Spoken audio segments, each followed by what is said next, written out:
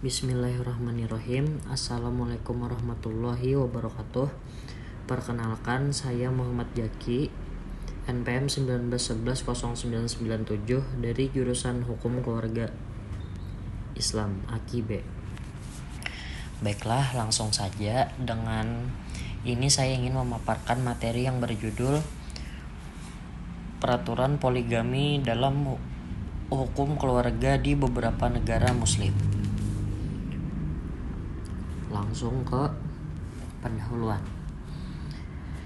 Isu poligami tidak lepas dalam ketentuan hukum keluarga di negara-negara Muslim. Terdapat berbagai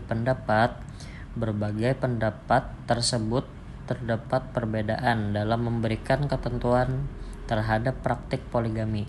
Pada dasar penetapan terhadap peraturan poligami sendiri masih dipengaruhi oleh sejarah konsep dan tujuan poligami para bangsa-bangsa Arab sendiri ketika sebelum datangnya Islam sudah terbiasa dengan praktik poligami yang tanpa batas terhadap perempuan untuk dijadikan istri.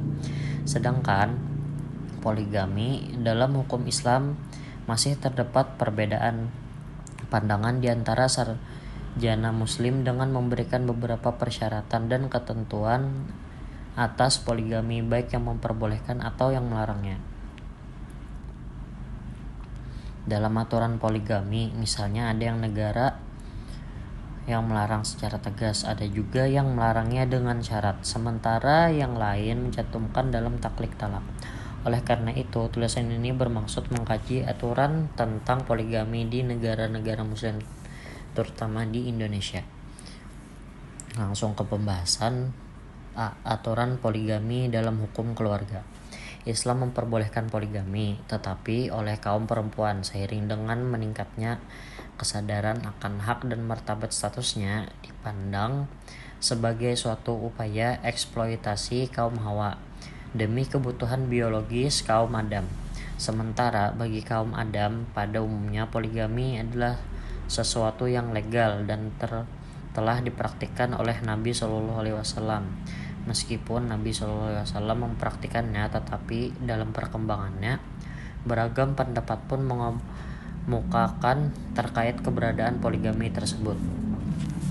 Turki adalah negara Muslim pertama yang melarang poligami secara mutlak, sebagaimana dirumuskan dalam UU Perdata Turki 16 tahun 1926.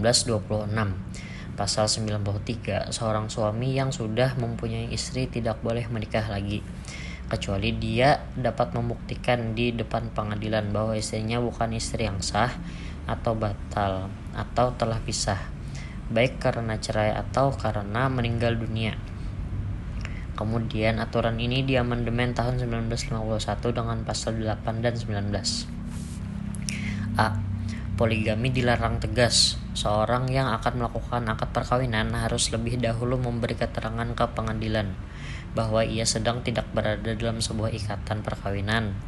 Bila melakukan akad nikah padahal di saat yang bersamaan ia sedang dalam ikatan perkawinan, maka akad tersebut dianggap batal. Poligami baik di Turki, Syria, maupun Somalia tersebut menggambarkan bahwa bentuk kontrol poligami sebagaimana dinyatakan oleh Thohir Muhammad adalah melalui lembaga peradilan. Meski masing-masing negara berbeda dalam mengajukan persyaratan, keadilan seperti diinginkan oleh Al-Quran menjadi syarat utama sebagaimana tertuang dalam aturan poligami dalam hukum keluarga Syria. Namun demikian untuk Turki, selain kontrol melalui lembaga peradilan, poligami juga dilarang secara mutlak karena poligami tidak boleh dilakukan kecuali istri telah meninggal atau istrinya bukan istri yang sah. Mesir dengan UU Amandemen Law nomor 100 tahun 1985 menetapkan aturan poligami sebagaimana tertuang dalam pasal 11A dan pasal 23A. Rumusan pasal-pasal dalam hukum keluarga Mesir tersebut menjelaskan bahwa poligami dapat menjadi alasan perceraian bagi istri dengan alasan poligami mengakibatkan kesusahan ekonomi, baik dicantumkan dalam taklid talak maupun tidak. Di samping itu, pengadilan harus memberitahukan istri atau istri-istrinya tentang rencana poligami tersebut. Kesimpulan, poligami dalam hukum keluarga Turki dan Tunisia dilarang. Bahkan dalam hukum keluarga Tunisia bagi yang melanggar dikenakan sanksi baik pidana maupun denda. Sementara Somalia, Mesir, Syria, dan Indonesia, poligami pada dasarnya tidak dilarang, tetapi sedikit diperketat dengan menetapkan keharusan bagi suami yang akan berpoligami untuk mendapatkan izin dari pengadilan. Untuk negara Somalia, Mesir, Syria, dan Indonesia, begitu juga tentang mandulnya seorang istri yang menjadi salah satu alasan suami untuk melakukan poligami, juga harus dibuktikan dengan surat keterangan dari dokter. Somalia, Mesir, ketentuan poligami di negara-negara tersebut memperlihatkan sebuah upaya jalan tengah antara mempertahankan poligami di satu sisi dan melindungi hak-hak perempuan di sisi yang lain dengan cara memperketat persyaratan dalam memperbolehkan poligami.